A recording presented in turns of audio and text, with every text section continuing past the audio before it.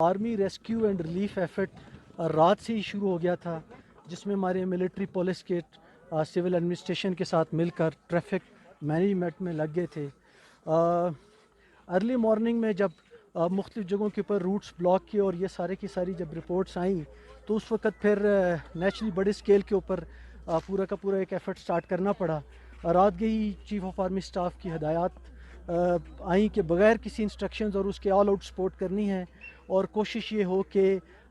تمام لوگوں کو مکمل طور کے اوپر اس طرح امداد پہنچائی جائیں اور کسی قسم کی کسی کو پرابلم نہ ہو۔ جیسا کہ آپ کو معلوم ہے کہ موسم کی سختی اور پھر اس کے بعد جتنا بڑا لارج انفلکس ٹورسٹ کا آیا، رات کے وقت میں تو 2 کیمپس اسٹیبلش ہو گئے تھے۔ ایک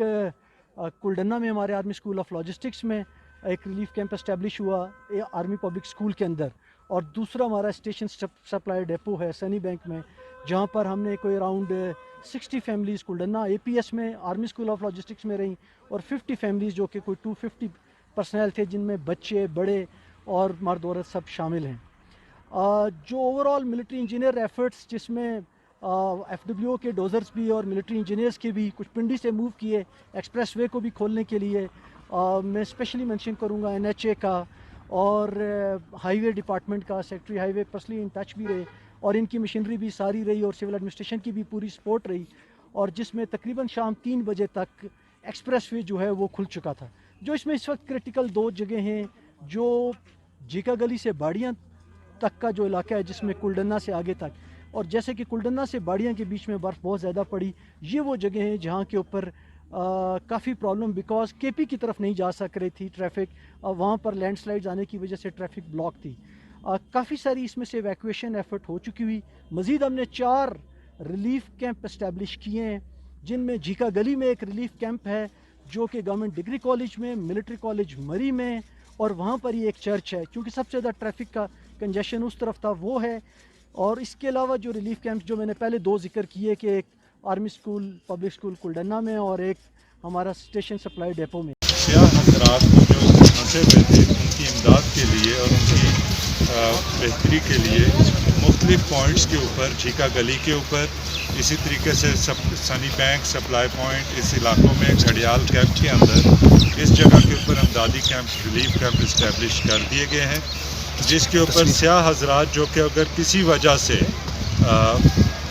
رات کو مری سے آؤٹ نہیں ہو سکتے اور ان کو پاس کوئی کمرہ یا رہائش کی جگہ نہیں ہے،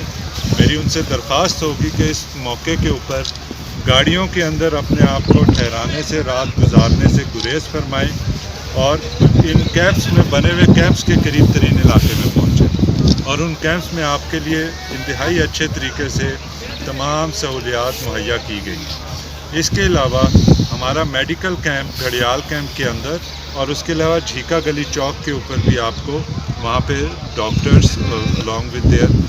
میڈیکل اسسٹنٹس موجود ہیں، جو کہ سیاحوں کو اگر کوئی پریشانی ہو تو اس کے لیے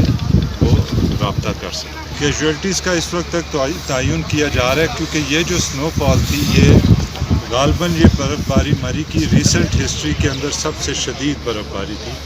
جس کا نیئر ہسٹری کے اندر کوئی مثال نہیں نظر آتا، اور ایک ہی رات کے اندر ودن 10 سے 12 گھنٹے کے اندر تقریباً برف 3 سے 4 فٹ تک پہنچ گئی، جس کی وجہ سے کیجویلٹیز کا تعین مختلف علاقوں تک ہمیں امید ہے کہ انشاءاللہ ہم اس کو کنٹرول میں کریں گے اور اس لحاظ سے بہترین تمام اقدامات بھی کریں گے۔ ایگزیکٹ کیجویلٹیز کی تعین میں اس ٹائم کے اوپر نہیں کر سکتا۔